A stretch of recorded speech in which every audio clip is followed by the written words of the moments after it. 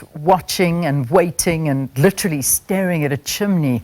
The cardinal electors will continue to vote for the new pope this morning. So a black smoke, which was seen yesterday, signaled the inconclusive first vote from the conclave.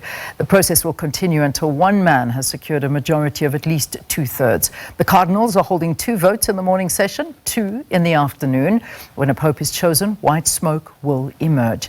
And we've got our correspondent in Rome, Trent Murray, who's following this for us. And you and the rest of the world watching a chimney, Trent Murray, and I saw that last night. I mean, I as you were watching, and people are just trying to talk, thousands gathered, watching up at that chimney, waiting to see if the smoke will be white or black. It took a long time, though, last night to get those votes through.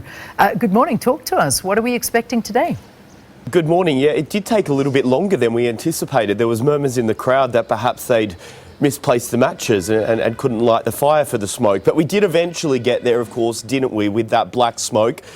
It was expected it would be black, given, of course, this was the first round of voting. It was always going to be difficult, I think, for this new group of men to come together and land on a leader straight away. And so we know that they retired last night. This morning we've seen them have breakfast. They've also attended Mass, and they now will go back and do it all again. But I think today will be a little bit more decisive, because we will see 4 rounds of voting. The first will kick off at around 10:30 Johannesburg time. That is when we maybe will see some smoke. Then again at 12 o'clock Joburg time, they will then head off, have some lunch, I think would be advisable, and then back in the afternoon for a 5:30 and 7 o'clock vote. It's important to note, though, there's a little bit of an intricacy here with the voting today, because the first rounds of voting, both in the morning and the afternoon, if they don't select a leader, then we won't see any smoke. We'll only see white smoke in the first rounds. But at the end of the morning and at the end of the evening, we will see some smoke, regardless of the colour. So look, this is an antiquated process. They've been doing this for hundreds of years. They are sticking to the formula, and they are now effectively cut off from the rest of the world. 133 cardinals not allowed to communicate with the outside world until they come to a decision. Yeah, I noticed even last night some of the networks having trouble when you get closer to where they're all, the cardinals are all voting, because of the blockages for the signal. So they definitely are isolated at this point in time. I know it's hard to predict, and nobody is asking anybody to predict, but you know, some of the sentiments around this is that that if it's a clear winner and somebody that's quite sort of prominent that's standing out, we should start seeing it within the next day or 2. But the moment it starts going longer than that, that's when you know that this is not going to be such an easy process. Is this the kind of sentiment that we're hearing?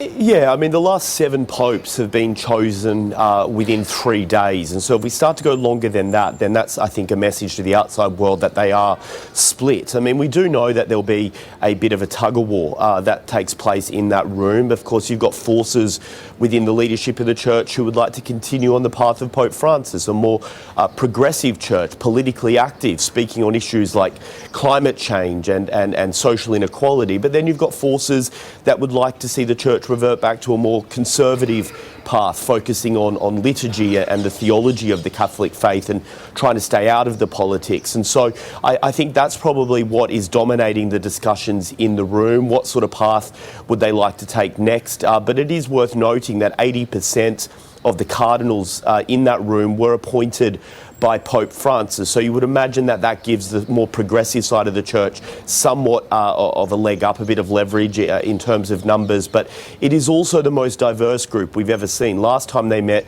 in 2013, there was just 48 countries represented.